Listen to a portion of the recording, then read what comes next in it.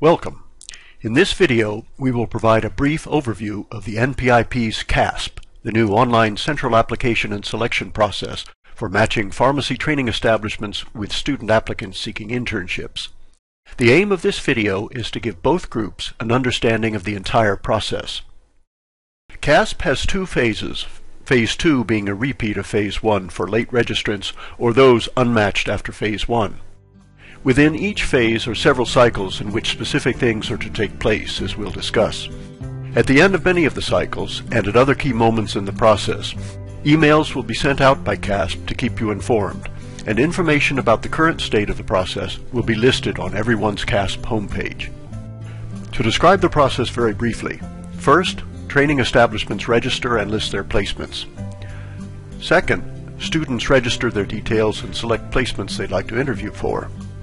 Third, training establishments select students to interview.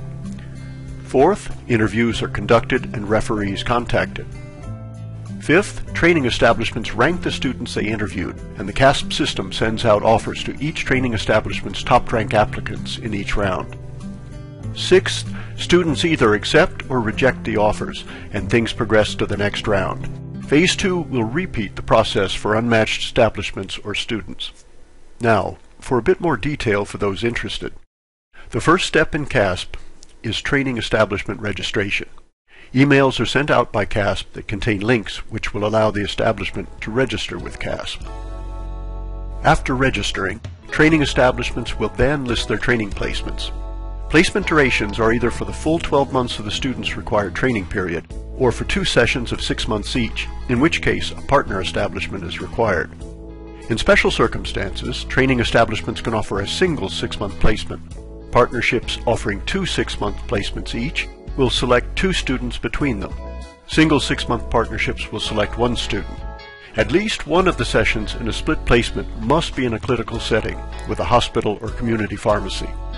All split placements are paired in advance and offered to students as a package. At the end of the partnering process, CASP admin will approve all placements. Placements were originally assigned a PL number. Once approved, they will be changed to a PR number.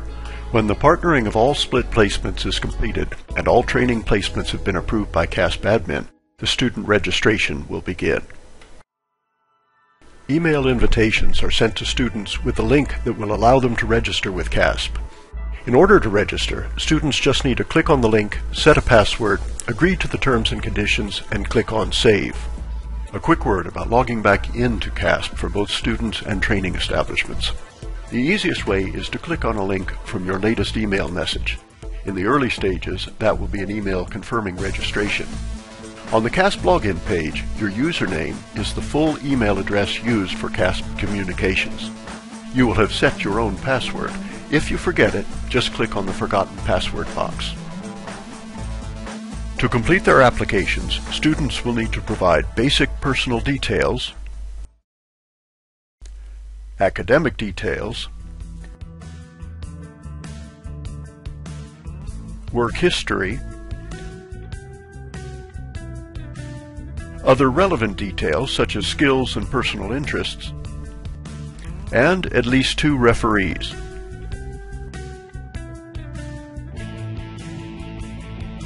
Students will then select training establishments they would like to interview with. Students can search training establishment placements by 2 fields. One is by practice area, hospital, community, academic, industry, or regulatory. The other is by geographical location. Some establishments will be offering paid placements and some won't, but that hasn't been made a searchable field in CASP. To see details about the training establishment, students can click on the establishment's name. In addition to basic contact details and stating whether or not the placements are paid, training establishment profiles have a place for general notes. These can be used by establishments to describe such things as the establishment's work environment and the characteristics or experience they're looking for in an applicant. It can also be used to note the placement is already reserved for a specific student, or that students applying to any of the establishment's placements should apply to all of them, as is generally recommended by CASP. Students are encouraged to pay attention to these general notes. Students will select training establishments they'd like to interview with by clicking and dragging training establishment placements into their Selected Preferences area. The placement selection limit is 40. We recommend that students consider selecting at least 20 in order to improve their chances of receiving offers. To delete a selection, drag it into the Delete area. Students will be required to upload at least one CV. CV types must match the type of placement you are seeking to interview with. Training establishments will only see CV types that match the practice areas of their placement. If you are interested in a split placement, you should have a matching CV that corresponds to the 2 practice areas of that placement. For example, hospital and industry or community and regulatory.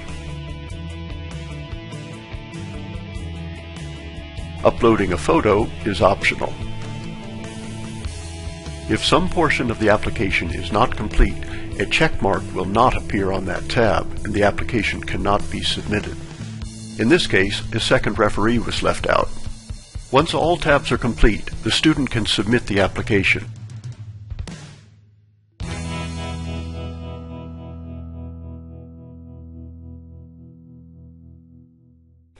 An email will confirm that it is complete, and a link on that email will allow the student to unsubmit the application if it's within the deadline. Students are cautioned to resubmit the application as soon as a correction or addition is made. Once the deadline has passed for the student registration and application process, including the selection of training establishments they'd like to interview with, training establishments will review student details and select among the interested students to invite for an interview. After clicking on a student's name, all their posted details will be available for review: profile, academic history, work history, etc. Training establishments can select students to call for interview by clicking on the selection box. They can also deselect students. Once the selection process deadline has passed, students will be notified by email if they were selected for interview. Details will also be posted on their interviews page. It is the responsibility of both parties to arrange and carry out the interview, something that is done entirely independent of the online process. After interviews have been conducted and referees have been contacted, training establishments will rank in order of preference the students they want to make offers to. A series of up to 10 rounds will then take place, in which CASP will send out offers to each training establishment's top-ranked applicants in each round. Applicants will have 3 days in the first round to accept or reject offers, and 2 days for each round thereafter. Failure to accept an offer by the deadline will also count as a rejection. Rejected offers will not appear again, so holding out in the hopes of receiving a preferred offer carries some risk. Acceptance or rejection can be undone before the round deadline. After the round deadline, accepted offers are binding on both the student and the training establishment, as noted in the terms and conditions. That student and that placement will be withdrawn from CASP. Any applicant or training establishment not matched up in the rounds of Phase 1 will be eligible to participate in Phase 2 when the entire process is repeated. Once matched up by CASP, it is up to the student and training establishment to arrange all the practical details, such as start date and work hours.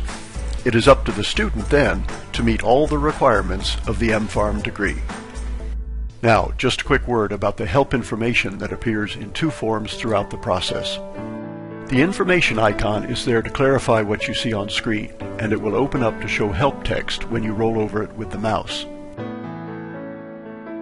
The blue help boxes, labeled Information, are there to provide useful advice or to help the viewer through the process where it might be confusing. In many cases, you will only need to read through the help box once, so you can close it if it's impeding your screen view. You can reopen help boxes in 2 ways. One is to refresh the screen, the other is to go to another page in CASP and then return. That concludes this video summarizing the CASP process. Other help items are available via the CASP Important Info page. If you have any questions or difficulties, you can email CASP admin at caasp@rcsi.ie.